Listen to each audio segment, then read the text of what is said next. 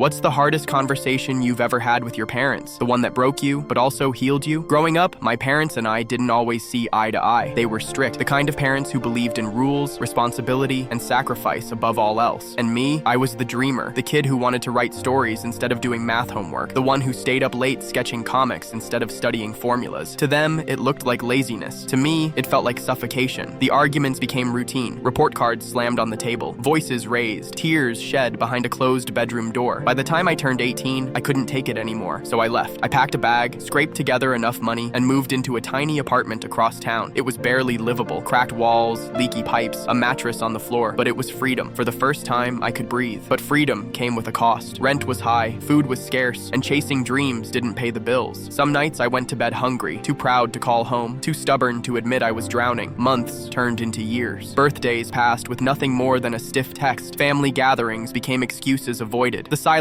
between us grew heavier with time, until it felt like a canyon neither side could cross. Then one night, everything changed. I got a phone call from my mom. Her voice was trembling. "It's your dad. He's in the hospital." The words hit like a freight train. I rushed there, heart pounding, terrified that I'd waited too long. When I walked into that stark white room, my dad looked smaller than I remembered, weaker. His hands, once so steady, shook against the thin hospital blanket. He looked up at me, eyes tired but still sharp, and for a moment I saw the years of distance written in the lines on his face. Neither of us spoke right away. The silence was unbearable. Finally, he whispered, "I thought you hated me." I froze. All the years of resentment, anger, and stubborn pride dissolved in an instant. "I never hated you," I said, my voice cracking. I thought you hated me for not being who you wanted." He shook his head slowly, tears pooling in his eyes. "I never hated you. I just didn't know how to show you I loved you without being hard on you. I thought I was protecting you. I thought if I pushed you, you'd never struggle like I did." And that was it. The dam broke. All the pain, all the regret, all the years wasted on silence came pouring out. I held his trembling hand and sobbed like the child I used to be. He squeezed back, weak but steady, and whispered, "I'm sorry for everything." I told him I was sorry too, for leaving, for shutting him out, for not understanding sooner that love doesn't always look the way we want it to. That night, we talked for hours, about my childhood, about his, about the mistakes we both made, and the love that had always been there, buried under pride and fear. When the nurses came to check on him, they smiled softly, probably used to seeing families pieced back together in the quiet corners of that hospital. My dad made it through that scare, but he was never quite the same. His health was fragile, and the clock was ticking. But in those remaining years, we made up for lost time. We had dinners together. We laughed. We argued. But this time, it ended in hugs instead of slammed doors. When he finally passed, it hurt more than I can describe. But I wasn't left with regret. I wasn't left with silence. I was left with his last words to me. "You made me proud. Don't ever doubt that again." And even now, whenever I doubt myself, I hear his voice in the back of my mind. Not angry, not disappointed, just proud.